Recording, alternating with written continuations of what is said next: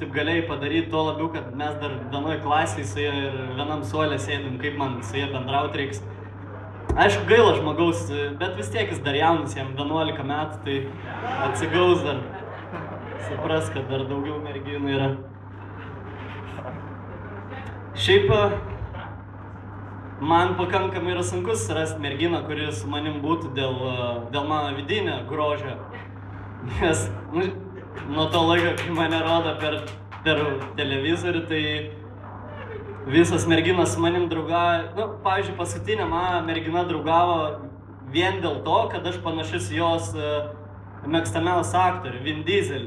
Tai, ta prasme, panašumas stulbinantis, aš pats suprantu, bet tai yra labai lėkšta.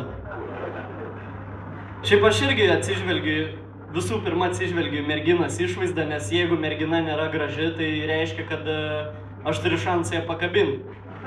Ir norėdamas prajudinti visą šitą merginų reikalą, sukūriau savo fanpage'ą Facebook'e.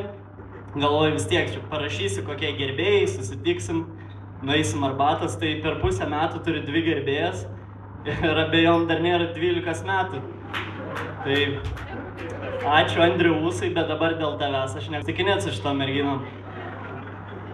Ir kai merginas dažnai mėgsta sakyti, man nesvarbu, kiek vaikinas turi pinigų, man svarbu, kad būtų draugiškas ir turėtų gerą humoro jausmą. Girdėt šitą, ne, vaikinai bairį? Čia yra pati didžiausia nesąmonė. Nes pateiksiu vieną pavyzdį. Tarkim, paimkim vaikiną su geru humoro jausmu, mane, ne? Ir paimkim vaikiną su pinigais. Tarkim, Jasaitę, ne? Tai jūs man paaiškinkit, kodėl Jasaičio didžiausia gerbėja turėjo ir taip didelius papus ir dar didesnius susidėjo. O mano didžiausiam gerbėjam dar netikri papai nedygsta.